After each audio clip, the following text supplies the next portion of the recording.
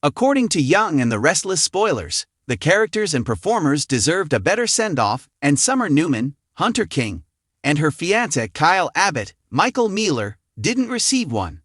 Will the CBS serial opera surprise us and make it a 2-for-1 with Victoria Newman's, Amelia Heil, and Ashland Locke's, Peter Berge, spectacular wedding in Italy? All those lingering video moments are one indication that I&R may have more in store for Summer and her sweetie Kyle. You would think that, save from occasional casual name-dropping in discussions, they would have sent Kyle Abbott and Summer Newman off into the sunset. However, Young and the Restless continues to bring them in for conversations with Kyle's father and Summer's parents. Even though many viewers like watching them, they are nevertheless upset that the soap opera was unable to retain them. They allegedly left because of a disagreement over one's contract and the other's work schedule. Naturally, neither the actors nor the networks have verified anything. They therefore shot more because Young and the Restless is still broadcasting scenes. Is it possible that they recorded a more spectacular farewell for thrill-seeking admirers of Summer Newman and her partner Kyle Abbott? It feels like hints are being dropped everywhere with all of this recent chatter about Italy. Additionally, there is Harrison Locke, Kellen Enriquez. Ashland Locke recently declined Jack Abbott's, Peter Bergman, request to ride along and drop Harrison off at Kyle and his fiancée Summer on Young and the Restless.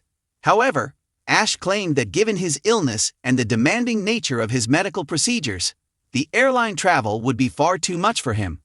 Why is Victoria organizing a wedding so far away then?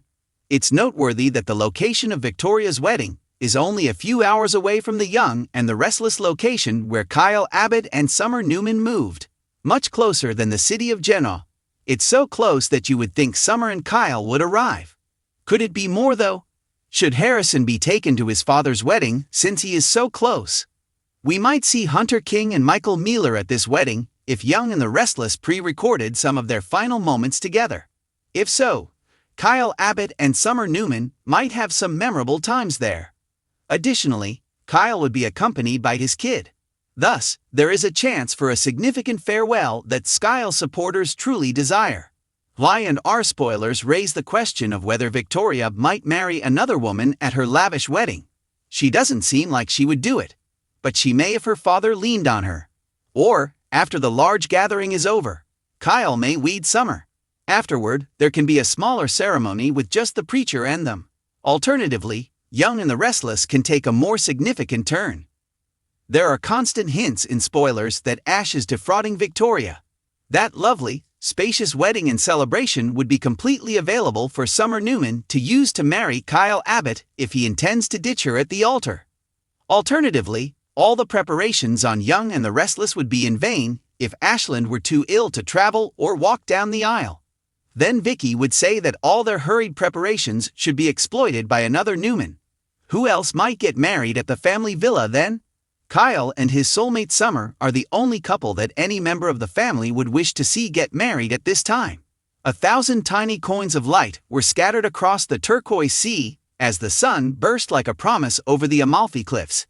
Beneath the ancient stone cottages, terraces of lemon trees and bougainvillea clung to the mountainside like a colorful bruise. There was a Vespa humming by somewhere down the twisty road. Above everything, including the cafe tables, the laundry lines, and the tourists purchasing postcards, an elaborate villa opened its gates to reveal a guest list that would like a who's who of Genoa rumors and Genoa. For weeks, there had been rumors circulating. Fans created prayer candles for their favorite couples, newspapers printed speculative rings, and social media detectives triangulated private planes and shuttered mansions. Italy was the obvious choice for the type of escape that needed a soundtrack. The gentle lilt of an accordion, a choir at a chapel on a cliff, the scent of olive oil in the air. Italy is the kind of country where drama seems prettier because everything is caressed by history. It was cinematic, meaning that, depending on who was behind the microphone, it could be weaponized, staged, and spun. Like a queen regaining her domain, Summer Newman strolled across the patio. Her white outfit was planned, blinding, and a little too brilliant for the midday heat, just like some individuals wear danger. A pearl comb that she had stolen from an elderly woman who had previously loved a man who went on to become a symbol of scandal, was used to pin back her hair. She had the sensitive blush on her cheeks that only appeared when someone made the courageous decision. The initial gasp is the worst part, and she had learned to be brave in the same way that you learn to swim in frigid water.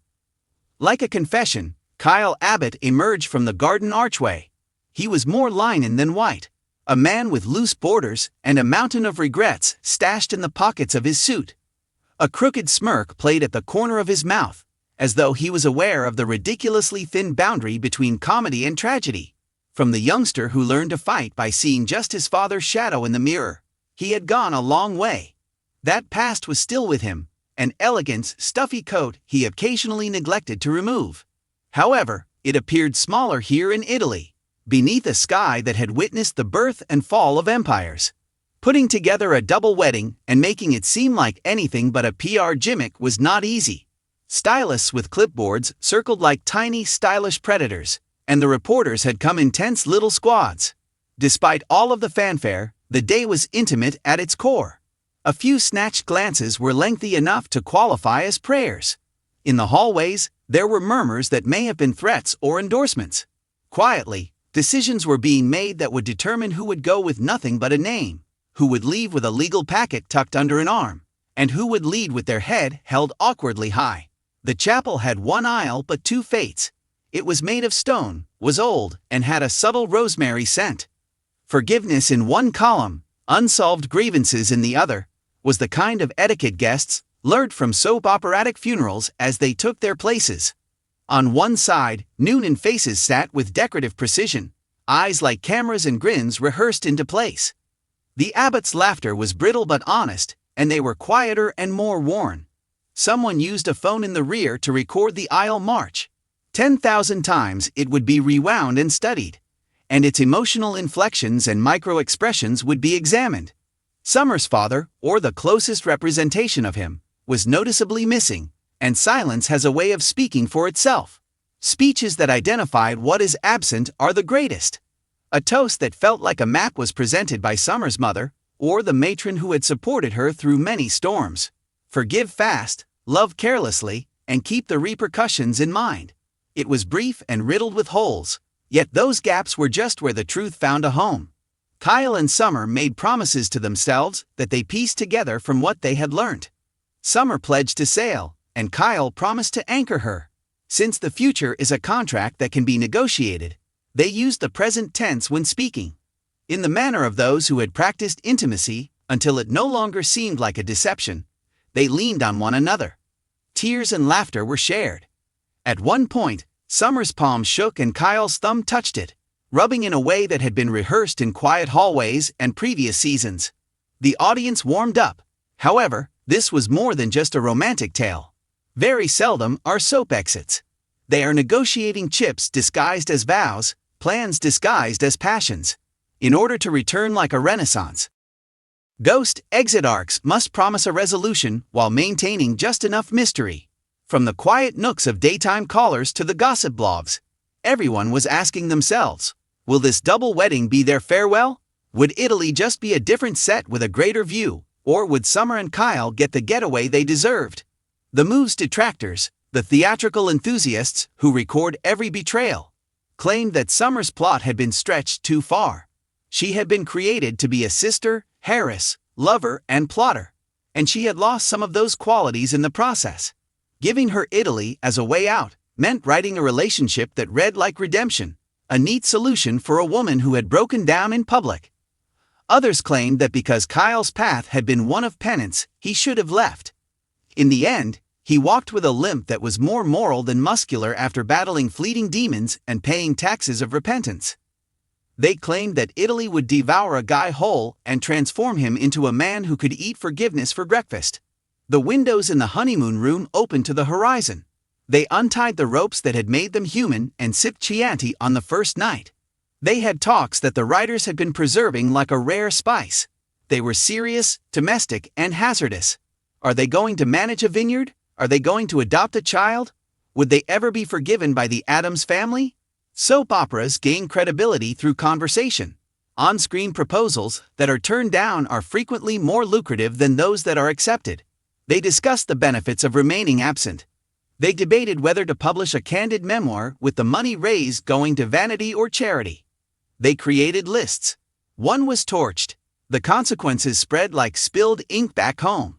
Meetings about trusts and trademarks were held in the boardroom.